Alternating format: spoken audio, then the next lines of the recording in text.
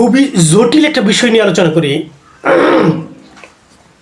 আমি অতদূর সুদূর প্রসারী জ্ঞানের দরজায় পা রাখি নাই।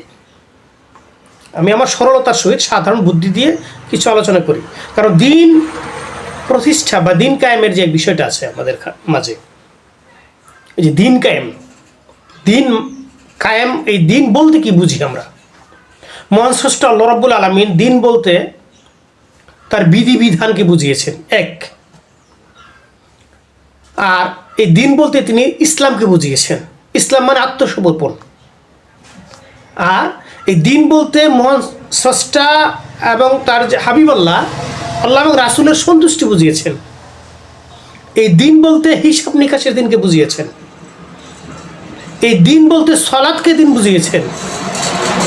অর্থাৎ আমি যেরকম বলতে চাচ্ছিলাম, এই যে দিন মহান স্রষ্টা আল্লাহ রাব্বুল আলামিন অনেক অর্থে ব্যবহার করেছেন। এখন আমরা যে বলি দিন কায়েম, এই যে দিন কায়েম, এই দিন কায়েমের ব্যবস্থাপনাটা কেমন হইতে পারে? আমি আবার বললাম, আমি অত জ্ঞানী না। যার জ্ঞানী মানুষ তারা আলোচনা পর্যালোচনা একটু জানার বোঝার চেষ্টা করবেন। আমি সাধারণ যে বিষয়টা বলতে চাচ্ছিলাম, দিন কায়েম। এই দিন কায়েম বলতে আমরা সাধারণত মহান স্রষ্টার যে জাগতিক ক্ষেত্রে বা জাগতিক জীবনযাপনের ক্ষেত্রে যে বিধিবিধানটা দিয়েছেন, এটার বাস্তবায়ন। এখন আপনি একটা কথা খেয়াল করুন, কথায় কথায় কিন্তু আমরা পথে ঘাটে এরকম শুনতে পারি, এটা জানলে আল্লাহ হোক বা শুনে জানলে আল্লাহ হোক, এরকম যে চোরের হাত কাটার বিধান আছে, জিনাকারীর সঙ্গে ছাড়ার বিধান আছে, মৃত্যুদণ্ড আছে, নাই, এগুলো প্রতিষ্ঠিত করতে হবে। কথায় কেন বলে যে আমরা দিন প্রতিষ্ঠা করবো, এগুলো না, হাত কাটা, চোরের হাত কাটা নাই, জিনার সঙ্গে সরকারি নাই, হ্যাঁ এরকম নাই, চুরি ডাকাতের কোনো বিচার নাই, এগুলো প্রতিষ্ঠা করতে হবে। একটা বিষয় খেয়াল করুন, মহান স্রষ্টা কোরআন মাজিদের মধ্যে প্রত্যেকটা অপরাধের কথা যেখানে বলেছেন, যে যারা চুরি করে তাদের হাত কেটে দাও, যদি তারা তওবা করে তাহলে তার ক্ষমা পাবে, এটা ক্ষমার যোগ্য অপরাধ। যদি কেউ জিনা করে তাকে পাথর মারো বা ব্যত্রাঘাত করো, কিন্তু যদি সে তওবা করে তাহলে সে ক্ষমা পাবে। অর্থাৎ আমি যেটা বোঝাতে চাচ্ছি, যে প্রত্যেকটা অপরাধের কথা বলার সাথে সাথে ক্ষমার ঘোষণা আসছে। তওবা করলে ফিরে আসলে তার ক্ষমা করা হবে। তাহলে কোন মানুষ অপরাধ করলে ফিরে আসবে, তওবা করবে, তাহলে মাঝখানে একটা সময় থাকছে না? কথা বুঝেন নাই?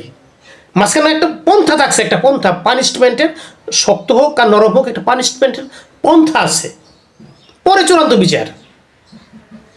আপনি চোরের হাত কাটবেন, চুরি করছে, কেউ ধরা পড়েছে চুরি করতে গিয়ে, এমনি হাত কেটে দিতে পারবেন না। তাকে যথাযথ স্বাচ্ছন্দ্যবোধের জীবনযাপন, নিশ্চিত জীবনযাপনের আর্থিক ব্যবস্থাপনা করে দিতে হবে। এরপরেও যদি সে চুরি করে, তখন তাকে হাত কাটতে পারবেন, সুযোগ দেওয়ার পরেও, যে তওবার সুযোগ দেওয়ার পরেও। কথা বুঝতে পারলেন? আমি সংক্ষেপে যতটুকু বোঝানো যায়। আর জিনার ব্যাপারে যদি আপনি তাকে ব্যত্রাঘাত করেন, পাথর মারেন, সঙ্গে সারে যেটা বলি আমরা, যতটা বিচার করেন, পান্নাসের বিচার করেন, তো এর ব্যাপারে নিয়ম কি? এই ব্যাপারে প্রমাণটা কী হবে? এই ব্যাপারে সাক্ষী প্রমাণটা হচ্ছে দোয়াতের ভিতর থেকে কলম দিয়ে কালি উঠানো অবস্থা, সেরকমভাবে দেখতে হবে। বুঝেন এগুলো? দোয়াত বুঝেন? এখন মানুষ তো দোয়াত বুঝে না। দোয়াত হতে কালির একটা কৌটা বা বোতল, তার মাঝে কলম থাকতো, কলম দিয়ে কালি উঠাতো ভিতরে ঢুকিয়ে। এই অবস্থা যদি প্রমাণিত হয়, তখন তার বিচার ফলবে বা বিচার করা যাবে, চূড়ান্ত ফয়সালা আসবে। বিষয়টা বুঝতে পারছেন? এইভাবে কি দেখা সম্ভব? হ্যাঁ, সব কিছু সম্ভব না।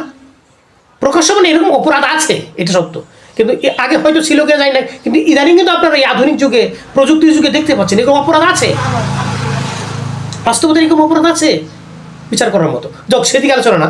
তো এই অশ্লীলতা আছে কিন্তু সমাজের মধ্যে, তো যাক সেদিকে না। আমি বাস্তবতার সরল কথা যে বলছিলাম, এখন আপনি এই দিন বাস্তবায়ন, দিন কায়েম করবেন, এই দিন কায়েমের ব্যবস্থাপনাটা আপনার বুঝতে হবে না? বিধিবিধান, সঠিক ব্যবস্থাপনা আছে না? এই ব্যবস্থাপনার সাথে দিন কায়েম করতে হবে না? আপনি হাট করে দিন কায়েম করে ফেলবেন আর বলবেন দিন কায়েম হবে। এই দিনের মধ্যে যে কতগুলো ভাগ বললাম, আপনি এই ব্যাপারে আপনি সচেতন আছেন? বুঝেন কেন? বিধিবিধান, আইন কেন, জাগতিকটা যেটা, এটার একটা বাস্তবায়নের ক্ষেত্রে আমরা প্রচেষ্টা চালাতে পারি। তবে এর মাঝখানেও বা মধ্যেও একটা বিবেচনামূলক বিষয় আছে। এই বিবেচনামূলক বিষয়টা গ্রহণ না করে দিন কায়েমের ব্যবস্থা করা সম্ভব নয়।